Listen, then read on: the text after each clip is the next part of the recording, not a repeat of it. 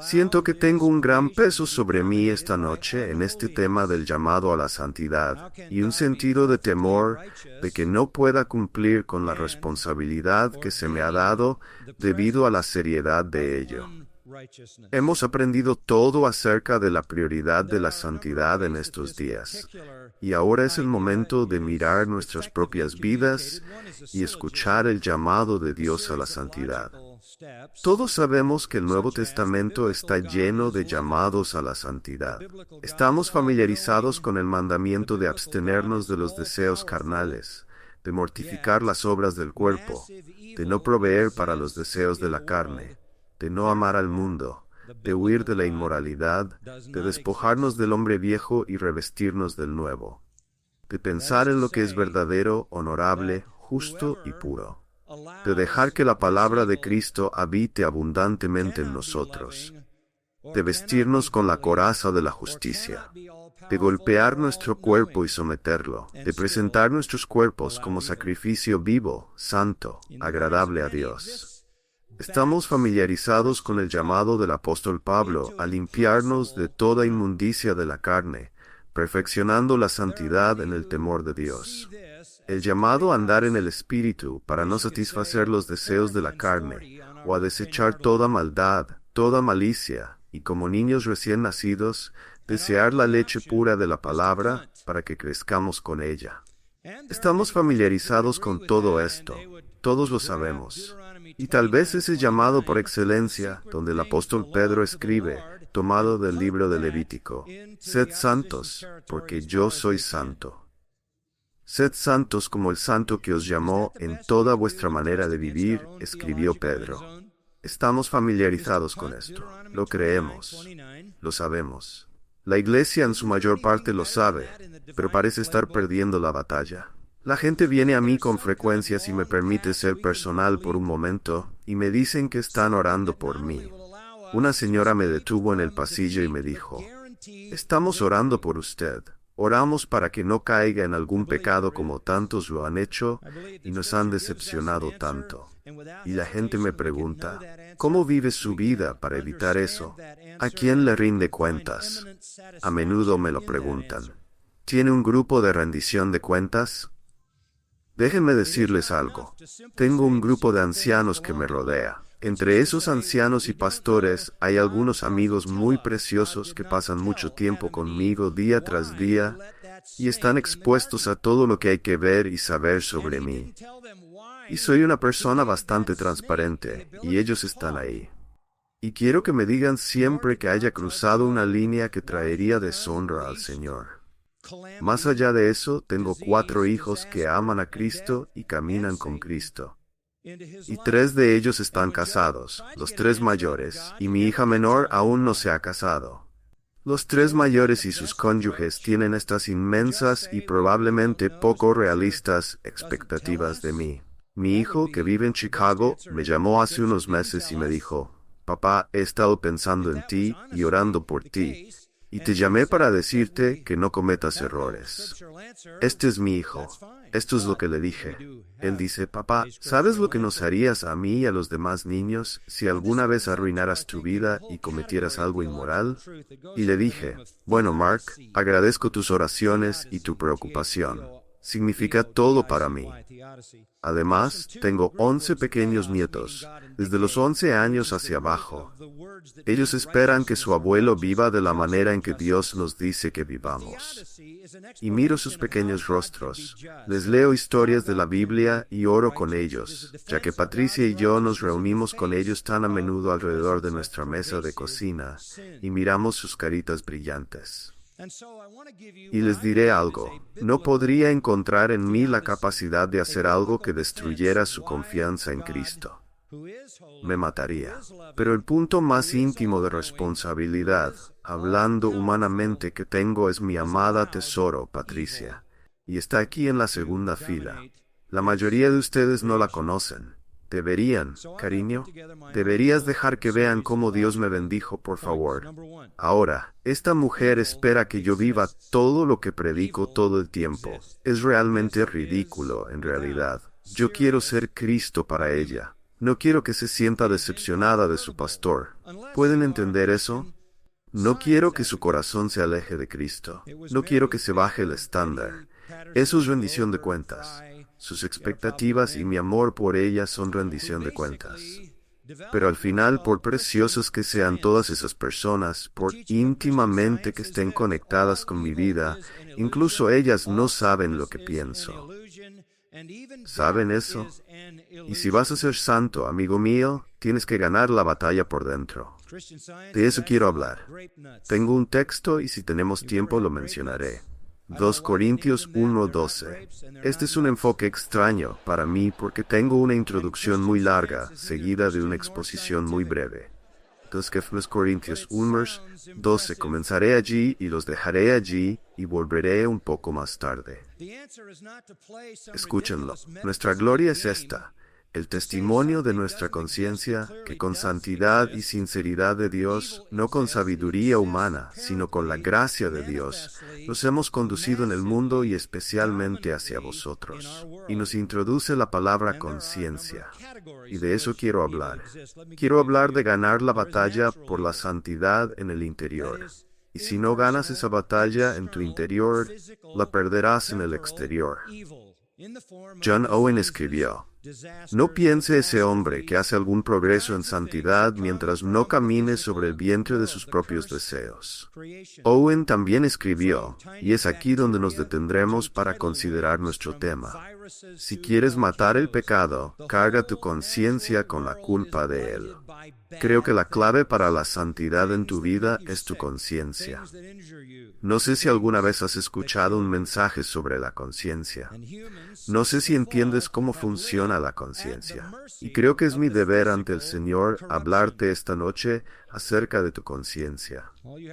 La mayoría de los cristianos han reflexionado muy poco sobre la conciencia. Pero fue la conciencia, por ejemplo, la que mantuvo a John Bunyan en la cárcel durante 12 años. ¿Sabías que en cualquier momento podría haber salido de esa cárcel? Todo lo que tenía que hacer era dejar de predicar el evangelio ofensivo. Tenía esposa, una familia y una hija ciega. Y constantemente se le rompía el corazón porque sabía que podía salir y ser esposo y padre. Pero eligió una conciencia limpia en lugar de la libertad, aunque el precio era altísimo. Escribió sobre su sacrificio por una conciencia limpia en Grace Abounding, página 123. Escucha esto. La separación de mi esposa y mis pobres hijos a menudo ha sido para mí en este lugar como arrancar la carne de mis huesos. Y eso no solo porque soy algo demasiado apegado a estas grandes misericordias, sino también porque debería haberme traído a menudo a la mente las muchas penurias, miserias y necesidades que mi pobre familia podría enfrentar si fuera apartado de ellos. Especialmente mi pobre niña ciega, que estaba más cerca de mi corazón que todo lo demás. Oh, los pensamientos de las dificultades que mi ciega podría enfrentar desgarraban mi corazón en pedazos. Podría haber salido, pero se quedó allí. Su respuesta a quienes le instaban a salir, dejar de predicar de manera ofensiva y ser liberado, fue: haría de mi conciencia una carnicería y un matadero continuo. También dijo que preferiría sufrir si la frágil vida pudiera continuar tanto hasta que el musgo creciera en mis cejas, antes que violar su conciencia. Hombres fuertes, donde hay que ser fuertes en el interior. ¿Qué es esta conciencia? ¿Cómo funciona? ¿Qué hace? En el libro que escribí titulado The Vanishing Conscience, cuento una historia de 1984. Hubo un avión de Avianca, un jet que volaba en Europa y se estrelló en España. Era un Boeing 707 y voló directamente hacia una montaña, literalmente reduciéndose a pequeños fragmentos. Todos a bordo murieron instantáneamente. Como siempre, se recuperó la caja negra del vuelo, y encontraron la grabación y la escucharon. Sorprendentemente, esto fue lo que oyeron. A medida que el avión se acercaba más y más a la montaña, volando directamente hacia ella, la voz sintetizada del ordenador de advertencia comenzó a decir: «Sube, sube, sube, sube». Y inexplicablemente el piloto dijo: «Cállate». Gringo. Apagó el interruptor y silenció la voz de advertencia. Chocaron contra la montaña y todos murieron. Cuando leí eso, pensé, esa es una ilustración clara de cómo la mayoría de las personas tratan su conciencia. Cállate, gringo, y apagan la conciencia y se estrellan. Rechazan la información a la que su conciencia está respondiendo. El sistema de advertencia del avión conocía la realidad porque el radar le informó de ella. El radar encontró la montaña, envió el mensaje de vuelta. La realidad era que iban a chocar contra una montaña. La información era precisa. La información activó la voz sintetizada que decía, sube, sube, sube, sube. Y el piloto necio apagó el sistema. En el lenguaje del Nuevo Testamento no hay heads. Así que Pablo dijo en 1 Timoteo 1, 18, 20, aquellos que rechazan su conciencia sufren naufragio y son entregados a Satanás. La conciencia es un regalo tremendo. Necesitamos entender el papel que desempeña en la santidad. La conciencia es el mecanismo de advertencia dado por Dios, el dispositivo de advertencia dado por Dios que nos dice que estamos en un camino hacia una colisión espiritual. Supongo que el mejor paralelo es el dolor. ¿Entiendes que el dolor es algo bueno? ¿Entiendes eso? Porque el dolor te dice que hay algo mal en tu cuerpo y que necesitas hacer algo al respecto. El dolor es un mecanismo dado por Dios para evitar que te destruyas físicamente. Por eso la lepra, o enfermedad de Hansen, como se conoce hoy, es una amenaza terrible. La gente solía pensar que la lepra comía tu cuerpo. Luego descubrieron que lo único que hacía era destruir tu sensibilidad, y las personas literalmente desgastaban sus extremidades, se frotaban los ojos y las cuencas de los ojos, o se hacían agujeros en las mejillas, porque no podían sentir la presión que aplicaban. El dolor es la forma de Dios de poner un sistema de advertencia en tu estructura física para que no te destruyas físicamente. Y la conciencia es un sistema de advertencia colocado en tu alma para evitar que te destruyas espiritualmente. En Romanos 2, 14 o 15, el apóstol Pablo habla sobre la conciencia y nos da una definición muy simple de lo que hace. ¿Te acusa o te excusa? O te acusa o te exonera, o te da un sentido de bienestar, paz, gozo, satisfacción y plenitud, o te hace sentir avergonzado, culpable, temeroso, dudoso, perturbado, ansioso y deprimido. La conciencia es el sistema de advertencia del alma, y ese es el punto donde debes ganar la batalla espiritual. Déjame decirte algo, la conciencia libra esa batalla completamente sola. Por supuesto, con el poder de la verdad y el Espíritu de Dios, pero sin la ayuda de ningún otro humano. Pablo dijo en 1 Corintios 2 que solo el espíritu de un hombre sabe lo que hay en él. Los antiguos griegos entendían la conciencia y la personificaron como una diosa llamada Némesis. Creían que era la personificación misma del respeto por la ley moral. Némesis te llamaba a la virtud. Así la veían los griegos. Decían que era ante todo la personificación del respeto por la ley moral, y al final el ángel de la venganza. Y al final te alcanzará con retribución plena por todas tus transgresiones imprudentes. Hay una imagen gráfica de Némesis que ha sobrevivido a través de los tiempos. Representa a un hombre corriendo, huyendo en un terror aterrador.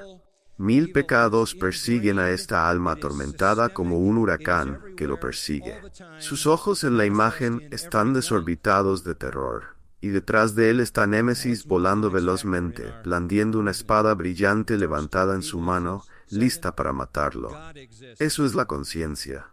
Incluso el atormentado Lord Byron, cuya vida estuvo cargada de pecado, escribió un poema sobre Némesis. Oh tú, que nunca dejas la balanza humana desequilibrada. Gran Némesis, tú llamaste a las furias desde el abismo y les ordenaste aullar y sisear.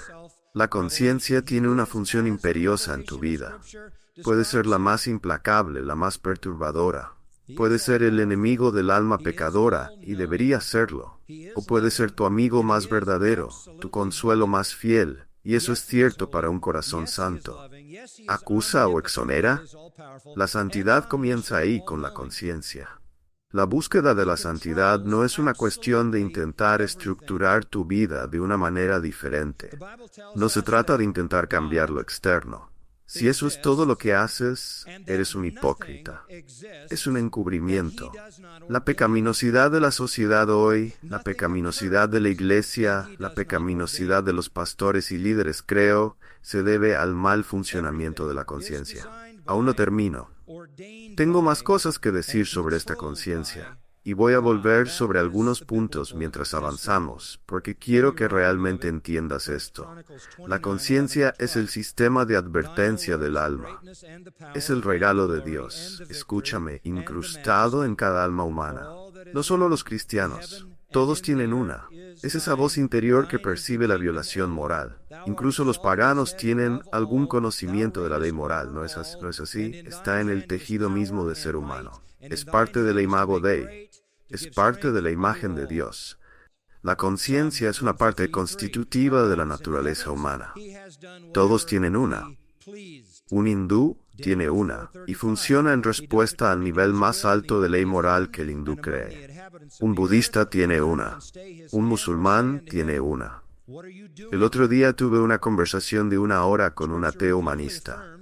Me dijo cómo vivía su vida moral, porque no quería violar su conciencia. Todos tienen una. Es una parte constitutiva de la naturaleza humana. Responde al nivel más alto de ley moral que uno cree. Debo añadir, sin embargo, que la conciencia, tan importante como es, no es perfecta porque es parte de nuestra naturaleza humana, y por lo tanto también está caída. Por eso, en última instancia, el apóstol Pablo tiene que decir en 1 Corintios 4, aunque no sé nada en contra de mí mismo, no por eso soy justificado, porque mi conciencia está caída como el resto de mí. Nunca será el determinante final de mi verdadera condición espiritual. Pero aún así, es lo mejor que tenemos. Aunque está dañada por la maldición, es todo lo que tenemos. Fortalecida por la gracia y por el Espíritu Santo, sigue siendo capaz de decir, sube, sube. Rechazar la voz de la conciencia es suicidio. Es solo cuestión de tiempo. Si pierdes la batalla en tu interior, te estrellarás.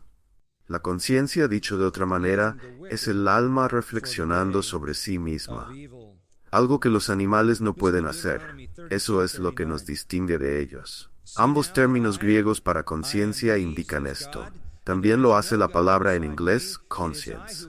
Es conocimiento junto con. Es el alma reflexionando sobre sí misma. Es la capacidad de conocerte a ti mismo, de ser consciente de ti mismo, de contemplar, de comprender pensamientos, motivos, intenciones, sentimientos. Es la facultad que te permite hacer evaluaciones morales. Y cuando las personas dejan de hacer eso, su comportamiento se vuelve inconcebible. ¿Has escuchado esa palabra? La conciencia no debe equipararse con la voz de Dios. No es la voz de Dios. No debe equipararse con la ley de Dios o la palabra de Dios. No lo es. Es un mecanismo de la humanidad, del alma humana. Y para que funcione correctamente, y esto es muy importante, debe tener la información correcta. El radar del avión envió la información correcta. Y la conciencia debe tener la información correcta. Si la conciencia debe funcionar como Dios la diseñó, como la facultad humana que evalúa el comportamiento y los pensamientos humanos, entonces será mejor servida si opera bajo la luz de la ley moral más elevada, verdadera y pura. ¿Y dónde encontramos eso? En la palabra de Dios. En la palabra de Dios. La conciencia funciona como un tragaluz, no como una lámpara. No tiene luz propia. Solo puede dejar pasar la luz. No es la fuente de luz. No produce su propia luz. Solo puede permitir que la luz entre al alma. Por lo tanto, necesita tener la información correcta. Su utilidad está determinada por la cantidad de luz pura que pasa a través de ella. Entonces, una conciencia plenamente funcional está completamente informada por la verdad de la palabra de Dios. Con esa información plena, entendiendo la realidad espiritual tal como es al comprender la ley de Dios, envía el mensaje correcto. Y cuando la conciencia dice, sube, sube, sube, eso es lo que debes hacer porque está reflejando la realidad de la verdad divina. Cuando David dijo, «En mi corazón he guardado tus dichos para no pecar contra ti», sabía exactamente lo que decía. Quería una conciencia completamente informada. Cuando Jesús dijo, «Santifícalos en tu verdad, tu palabra es verdad», sabía exactamente lo que decía. La santidad surge como resultado del proceso de la palabra de Dios informando la conciencia, y la conciencia informando a la persona. La Biblia es ese estándar verdadero, y el radar es preciso. Y cuando tu conciencia está completamente, cuidadosamente y correctamente informada por la palabra de Dios, puede operar al máximo nivel. Y eso es crítico. Solo para ilustrar cómo la conciencia en sí misma no es la ley de Dios. Si lees en varios lugares de los escritos de Pablo, pero pienso en Romanos 14, una sección que continúa hasta el capítulo 15, encuentras cristianos débiles con una conciencia no informada de manera madura, ¿verdad? Tienen escrúpulos donde no los necesitan. En 1 Corintios 8, su conciencia no les permite hacer algunas cosas que realmente serían libres de hacer. ¿Qué haces en ese caso?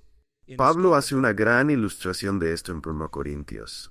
Supongamos que vas a cenar una noche y llevas a un nuevo creyente que acaba de ser salvado del paganismo. Vas a evangelizar a otro pagano y los llevas contigo a su casa.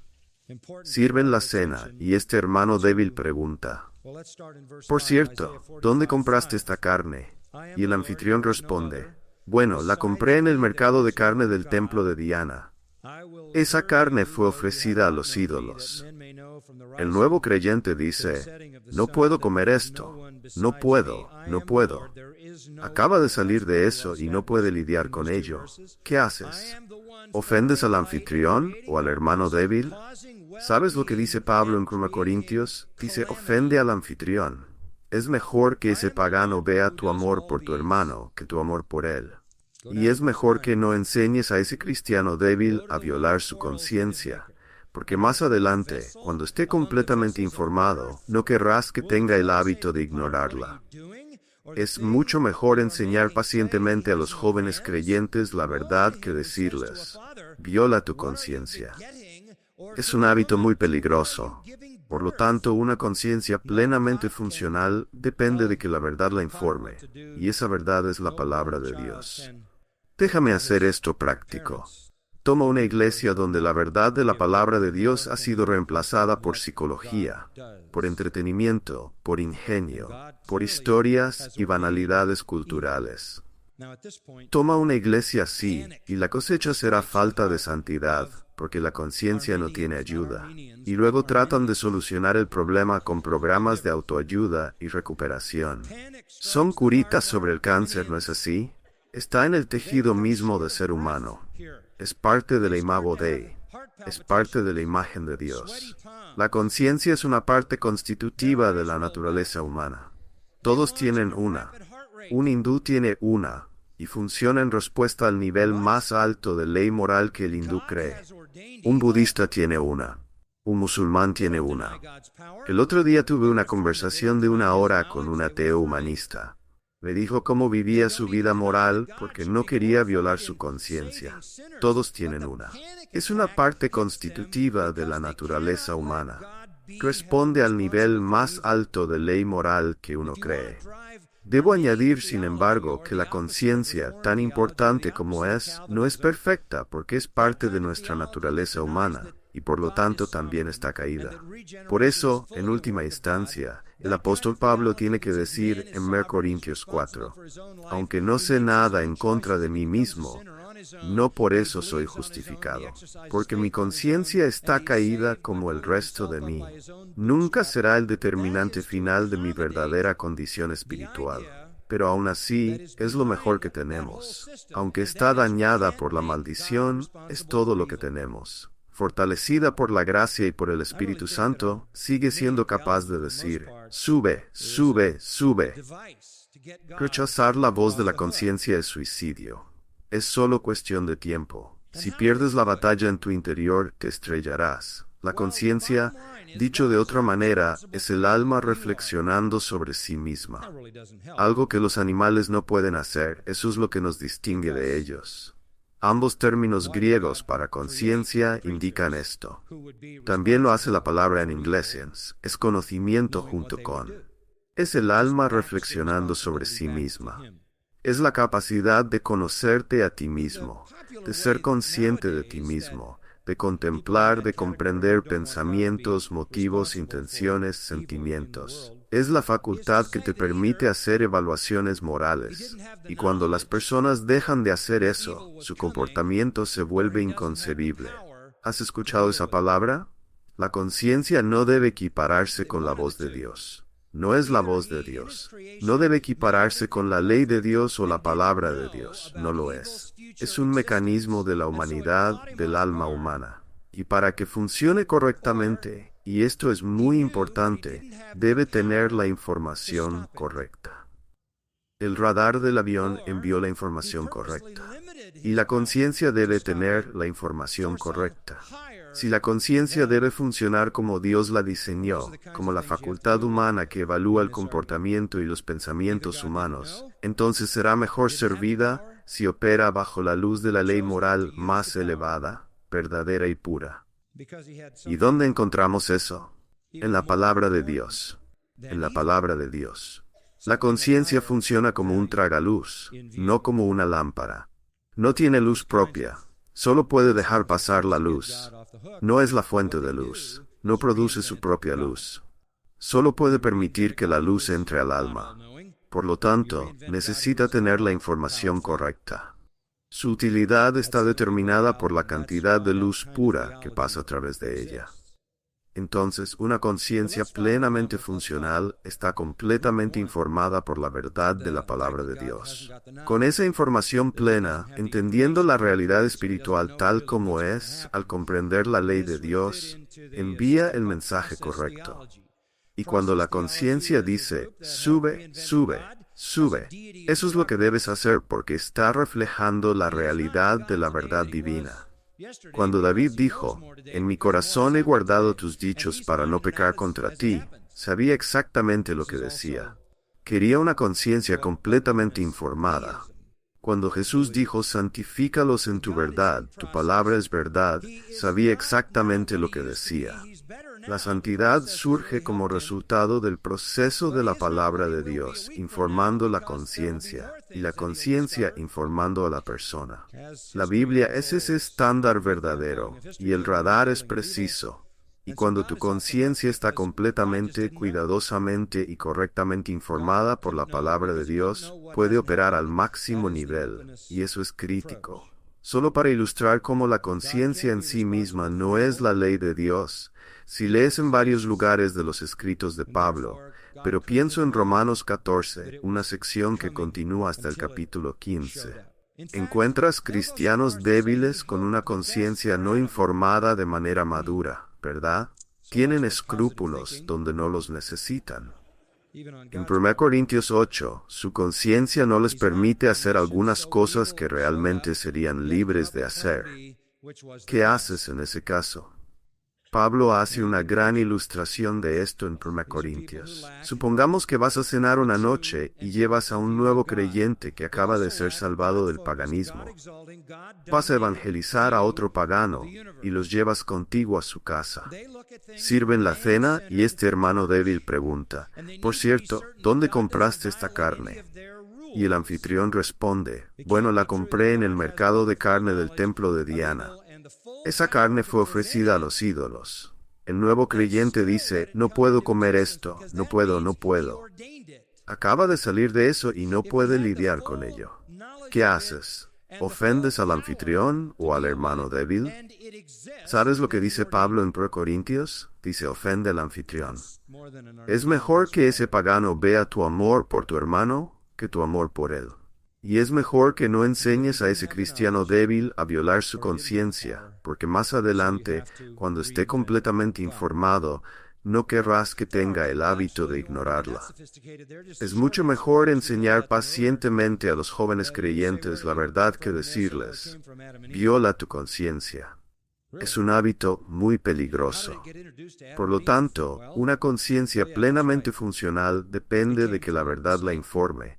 Y esa verdad es la palabra de Dios. Déjame hacer esto práctico. Toma una iglesia donde la verdad de la palabra de Dios ha sido reemplazada por psicología, por entretenimiento, por ingenio, por historias y banalidades culturales.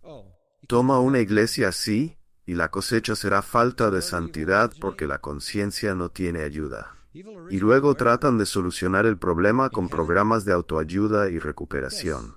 Son curitas sobre el cáncer, ¿no es así? Satanás siempre ha atacado la Biblia, no solo para obstaculizar la justificación, sino también la santificación, como si pudieran ser obstaculizadas. Satanás siempre busca disminuir la presencia de las Escrituras. Los sermoncitos para cristianitos le complacen perfectamente. Un editor me dijo recientemente que la tendencia en los libros de estudio bíblico está cayendo en picada, mientras que la ficción cristiana trivial está despegando como un cohete proverbial.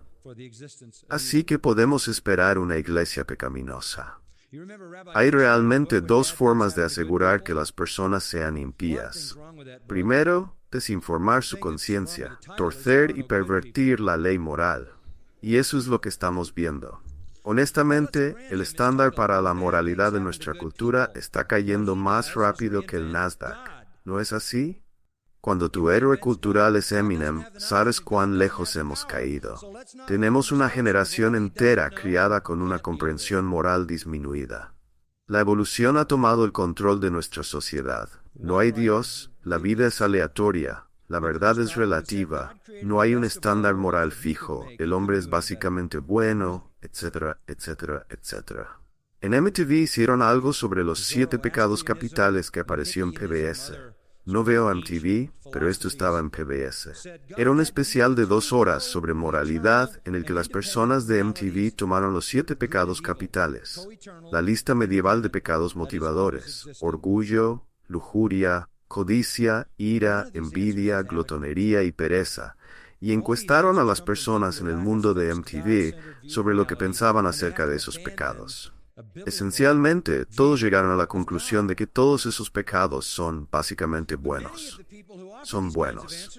Y al final, aquí está la última línea, y la cito: ningún pecado es tan malvado como la actitud de aguafiestas de aquellos que piensan que el comportamiento de alguien ofende a un Dios santo. Fin de la cita. Esa es la moralidad que se nos está enseñando en nuestra cultura hoy en día. Entonces, ¿a qué responde la conciencia? Todo está pervertido. Como dijo Isaías, amargo por dulce, dulce por amargo, luz por oscuridad y oscuridad por luz. Es tan mortal desinformar la conciencia que puede volverse tan distorsionada al punto de que Pablo dijo, su gloria está en su vergüenza. No es una declaración asombrosa. Su conciencia está tan mal informada. Si deseas santidad en tu vida, debes informar tu conciencia con la verdad de Dios. Porque si tu mente y lo que piensas y crees están contaminados, entonces caerás en esa categoría de Tito 1:15, donde tanto la mente como la conciencia están contaminadas. Van juntas. Hay una segunda cosa que quiero mencionar. Hay una segunda manera de destruir el trabajo de la conciencia. La primera es desinformarla, no decirle la verdad, no darle la verdadera ley de Dios. La segunda es silenciarla cuando habla, como hizo el piloto. Pablo habló de una conciencia insensible, habló de una conciencia herida, habló de una conciencia cauterizada o marcada. Y sabes, eso es realmente un esfuerzo masivo en nuestra sociedad hoy en día. Borrar la culpa, ¿verdad? Oh, no te sientas culpable, la culpa es mala. Hay una larga lista de psicólogos, gurús y otros tratando de apagar ese interruptor para que cuando sientas culpa quieran que sepas que eso es ilegítimo. Debes aprender a suprimir esos sentimientos de culpa, a ignorarlos, a silenciarlos. Te dicen que la culpa es mala, la vergüenza es peor y la autoestima es la única evaluación propia aceptable. Todo, desde el TDAH hasta el comportamiento violento en adultos, se atribuye a una baja autoestima y nuestra sociedad entera está diciéndole, cállate gringo a la conciencia. No queremos que las personas enfrenten su pecado. Un hombre llamado Dyer escribió un libro llamado Your Erroneous Zones. Cito: "La culpa debe ser exterminada, limpiada y esterilizada para siempre. No hagas eso. Siente el dolor de tu pecado. Siente la culpa de tu pecado." Charles Wesley escribió más de 6,000 himnos. Uno que nunca he cantado y nunca he escuchado cantar es un himno que escribió sobre la conciencia. Escúchalo. Era su súplica por una conciencia sensible. Deseo un principio interior de vigilante y piadoso temor. Una sensibilidad al pecado, un dolor por sentirlo cerca. Ayúdame a sentir el primer acercamiento del orgullo o el deseo equivocado, a captar el desvío de mi voluntad y apagar el fuego naciente. De ti, que no más pueda desviarme, que no más aflija tu bondad. Concédeme el respeto filial, oro, la tierna conciencia dame. Tan rápida como la manzana del ojo, oh Dios, haz mi conciencia. Despierta, alma mía, cuando el pecado esté cerca y manténla siempre despierta. Es genial, ¿verdad? Suplicar por una conciencia sensible que sienta el primer fuego incipiente del deseo, como lo dijo Santiago. Por cierto, lo que sea que las personas hagan para silenciar su conciencia es temporal. Nadie silenciará su conciencia para siempre. Al final, la conciencia se volverá contra el pecador con venganza. ¿Dónde? En el infierno. ¿Por qué crees que están llorando, gimiendo y crujiendo sus dientes? La conciencia se convertirá en el principal verdugo de los condenados, y no estará mal informada ni será silenciada. Recordará a los condenados en el infierno que ellos son los únicos responsables de las agonías eternas que sufren.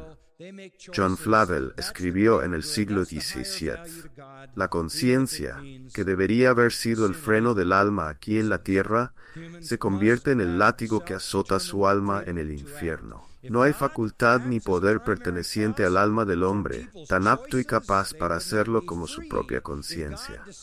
Aquello que fue el asiento y centro de toda culpa, ahora se convierte en el asiento y centro de todo tormento. No hay descanso, no hay paz, solo llanto, lamento y crujir de dientes. Y la conciencia hará que el pecador admita eternamente la verdad de cada cargo que trae y la justicia de cada dolor que sufre. Por otro lado, para nosotros que somos redimidos en el momento de la salvación, me encanta esto. Hebreos 10:22 dice que el alma del creyente es lavada de una conciencia malvada. El capítulo 9, creo que es el versículo 14, dice que Él limpia nuestra conciencia con su sangre. Así que con la conciencia lavada, con la conciencia purificada, santificada por el Espíritu Santo, informada por la palabra de Dios, el creyente puede reaccionar a sus advertencias, y el pecado puede ser tratado donde debe ser tratado, en el interior. Vuelve al versículo 12.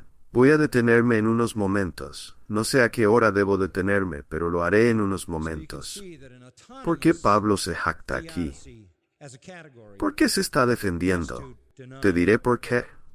Porque había un grupo de falsos maestros que había llegado a la iglesia en Corinto. Esa iglesia le causó a Pablo innumerables dolores, como sabes, pero lo peor estaba ocurriendo ahora porque esos falsos maestros habían llegado. Y por supuesto, querían reemplazar a Pablo. Querían enseñar sus mentiras, sus herejías condenatorias. Y para hacerlo con éxito, de alguna manera tenían que deponer a Pablo. Tenían que quitarlo de su posición principal. Él era el maestro, pastor y guía principal. Así que para enseñar mentiras, tenían que destruir su credibilidad. Llegaron a la iglesia y puedes leer entre las líneas en 2 Corintios y darte cuenta de que lo estaban atacando con ferocidad. Decían cosas terribles y puedes reconstruirlas leyendo 2 Corintios. Decían que cuando sufría tanto era porque Dios lo estaba castigando por su pecado. Esto lo implican en el capítulo 1, verso 6. Decían, capítulo 1, verso 17, que no era confiable, que no era veraz. Decían que era un charlatán, que no tenía credenciales oficiales de Jerusalén, que no estaba autorizado.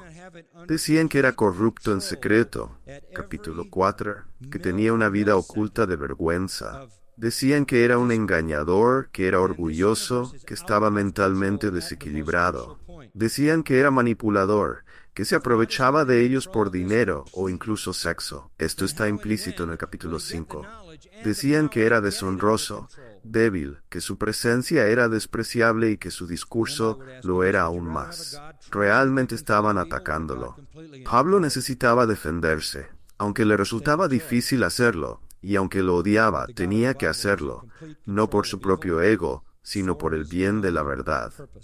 ¿Cómo responde?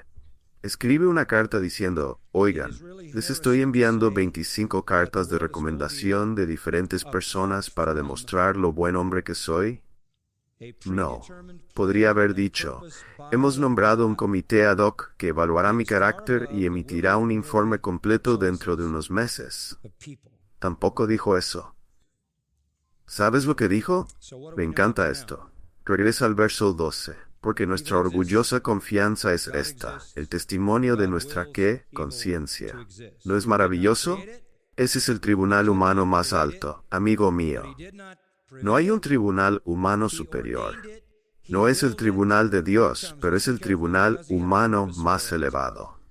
Pablo dice, con todo lo que han dicho les diré que en mi interior he vivido mi vida en santidad y sinceridad piadosa, no con sabiduría carnal, sino con la gracia de Dios. Y con eso nos hemos conducido en el mundo y especialmente hacia ustedes. Pueden decir lo que quieran, pero les digo que la batalla se gana por la gracia de Dios en mi conciencia. ¿No es grandioso? Es ahí donde tienes que ganar la batalla, amigo mío. Ese fue repetidamente el testimonio de Pablo. En Hechos 23, verse 1, dijo al Sanedrín, hermanos, he vivido mi vida con una conciencia perfectamente limpia delante de Dios hasta este día. En Hechos 24, 16, ante Félix dijo, hago todo lo posible por mantener siempre una conciencia irreprochable ante Dios y ante los hombres. En 2 Timoteo 1:3 escribió, doy gracias a Dios, a quien sirvo con una conciencia limpia. ¿Puedes decir eso? Pedro escribió, santificad a Dios en vuestros corazones y tened una buena conciencia. Padre nuestro, te damos gracias porque el pecado es más probable que sea mortificado cuando la conciencia está satisfecha. Que amemos la verdad, que informemos plenamente nuestra conciencia con ella y que reaccionemos cuando nos advierta, para que nuestras vidas sean para alabanza de tu gloria. Amén.